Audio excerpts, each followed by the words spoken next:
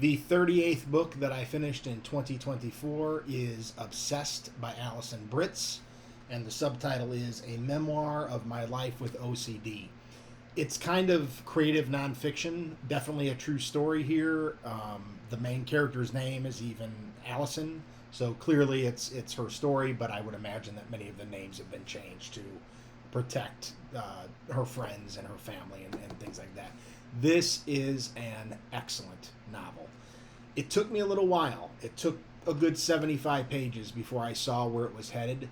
This novel, OCD is one of those mental illnesses that I think people think, oh, well, if you just keep a straightened house and everything's in its place, then somebody's OCD is going to be under control.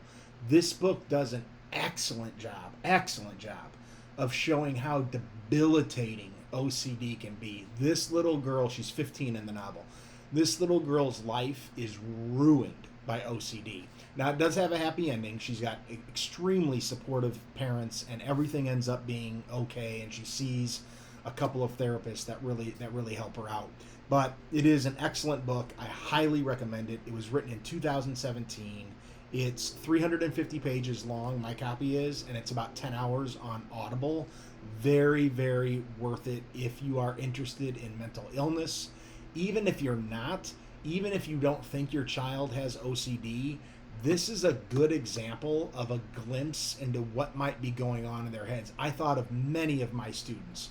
I'm a teacher at Lowell High School in Northwest Indiana, and I thought of many of my students when I was reading this book and how impossible it must be for them to sit in their desk and listen to me or participate in class, or if they're feeling this way. And surely, I've had 4,000 students at this point, surely I've had students that feel this bad. I don't know how they do it.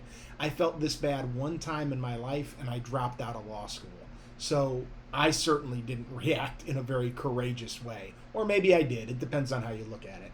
But I feel so bad for my students and so bad for people who might be feeling the way this girl felt. I think this book should be read by all of those kids, because maybe knowing that somebody else is going through the same battle would actually help them.